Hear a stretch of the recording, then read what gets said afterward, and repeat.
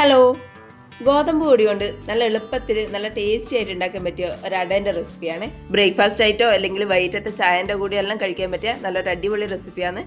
Video കണ്ടിട്ട് ഇഷ്ടപ്പെട്ടിട്ടുണ്ടെങ്കിൽ ഒന്ന് ലൈക്ക് ചെയ്ത് സബ്സ്ക്രൈബ് ചെയ്യണേ. ഇതെങ്ങനെ ഉണ്ടാക്കാൻ നോക്കാം. അതിന് വേണ്ടിയിട്ട് ആദ്യം കുറച്ച് ശർക്കര പാനി ഉണ്ടാക്കിയെടുക്കണം. അതിന് വേണ്ടിയിട്ട് 1 കപ്പ് ശർക്കര പൊടിച്ചത് ഒരു പാത്രത്തിലേക്ക് ഇട്ട് കൊടുക്കുക. ഇതൊരു മീഡിയം മധുരത്തിലാണ് ചെയ്തെടുക്കുന്നത്. 3 കട്ട ശർക്കരയാണ് ഇപ്പോൾ എടുത്തിട്ടുള്ളത്. മധുരം കൂടുതൽ വേണമെന്നുണ്ടെങ്കിൽ ഒരു 4 കട്ട ശർക്കര വരെ എടുക്കാം. ശർക്കരയിലേക്ക് 1 കപ്പ് വെള്ളം കൂടി ഒഴിച്ചിട്ട് നന്നായിട്ട് ഇത് ഉരുക്കിയെടുക്കാം.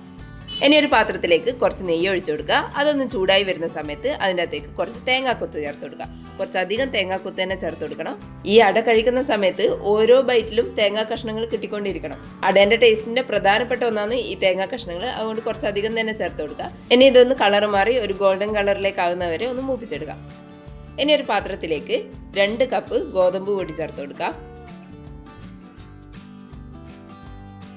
ഇനി ഇതിൻ്റെ അകത്തേക്ക് 1/4 ടീസ്പൂൺ ഉപ്പ് ചേർത്ത് കൊടുക്കുക.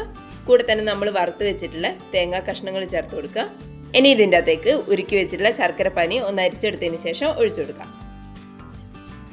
മുഴുവനായിട്ട് ഒഴിച്ചു കൊടുത്തതിന് ശേഷം ഇത് നന്നായിട്ടൊന്ന് മിക്സ് ചെയ്തെടുക്കാം. സ്പൂൺ കൊണ്ടൊന്ന് മിക്സ് ചെയ്തതിന് ശേഷം കൈവച്ചിട്ട് തന്നെ നന്നായിട്ടൊന്ന് കുഴച്ചെടുക്കാം. 2 കപ്പ് ഗോതമ്പ് പൊടിക്ക് 1 കപ്പ് ശർക്കര പാനിയാണ് ഒഴിച്ചു കൊടുത്തിട്ടുള്ളത്. ഈ ഒരു പരുവത്തിൽ വേണം ചെയ്തെടുക്കാൻ വേണ്ടിയിട്ട്. നമ്മൾ ചപ്പാത്തിക്കെല്ലാം കുഴച്ചെടുക്കുന്നതിനെക്കാട്ടിലും കുറച്ചുകൂടി ലൂസായിട്ട് വേണം കുഴച്ചെടുക്കാൻ. അരിൻ്റെ ഇല അട ഉണ്ടാക്കുമ്പോൾ കുഴച്ചെടുക്കുന്ന അതേ ഒരു കൺസിസ്റ്റൻസിയിൽ തന്നെ കുഴച്ചെടുക്കാം. ഇനി കുറച്ച് വാഴയില ആവിയിലൊന്ന് വാട്ടിയെടുക്കുക. ഇനി നമ്മൾ കുഴച്ച് വെച്ചിട്ടുള്ള ഗോതമ്പ് മാവിൻ്റെ അകത്തുനിന്ന് കുറച്ചെടുത്തിട്ട് ഈ ഇലയിൽ വെച്ച് കൊടുക്കുക. ഇനി ഈ ഇലയൊന്ന് മടക്കിയെടുക്കുക. ഏത് ഷേപ്പിൽ വേണ്ടിയെങ്കിലും ചെയ്തെടുക്കുക. പക്ഷെ നമ്മൾ ഇലയടയെല്ലാം ഉണ്ടാക്കുന്ന സമയത്ത് മടക്കിയെടുക്കുന്ന പോലെ ചെയ്ത് കഴിഞ്ഞാൽ ഒരു ഭാഗം കട്ടി കൂടുതലും ഒരു ഭാഗം കട്ടി കുറവും ഉണ്ടാവുക. അതുപോലെ അല്ലാണ്ട് എല്ലാ ഭാഗവും ഒരുപോലെ ആവുന്ന വിധത്തിൽ ഇതൊന്ന് മടക്കിയെടുക്കാം. മടക്കിയെടുത്തതിന് ശേഷം എല്ലാ ഭാഗവും ഒരുപോലെ വരാൻ വേണ്ടിയിട്ട് നന്നായിട്ടൊന്ന് പ്രസ് ചെയ്ത് കൊടുക്കുക. കൈ വെച്ചിട്ട് തന്നെ നന്നായിട്ട് പ്രസ് ചെയ്ത് കൊടുക്കാം. അധികം കട്ടിയില്ലാണ്ട് വേണം ഇതൊന്ന് പരത്തിയെടുക്കാൻ വേണ്ടിയിട്ട്. ഇതുപോലെ എല്ലാ ഭാഗവും ഒരുപോലെ ആവുന്ന വിധത്തിൽ ഒന്ന് പരത്തിയെടുക്കാം. ബാക്കി മുഴുവൻ മാവും ഇതുപോലെ ചെയ്തെടുക്കാം. ഇനി ഇതൊന്ന് ആവിയിൽ വെച്ചിട്ട് വേവിച്ചെടുക്കണം. അതിന് വേണ്ടിയിട്ട് ഒരു ഇഡ്ഡലി തട്ടിലേക്ക് ഓരോന്നോരോന്നായിട്ട് വെച്ച് കൊടുക്കാം. ഒറ്റ ബാച്ചിൽ തന്നെ ഇത് മുഴുവനായിട്ടും ചെയ്തെടുക്കാൻ പറ്റും. 2 ബാച്ചാക്കിയിട്ടൊന്നും ചെയ്യേണ്ട ആവശ്യമില്ല.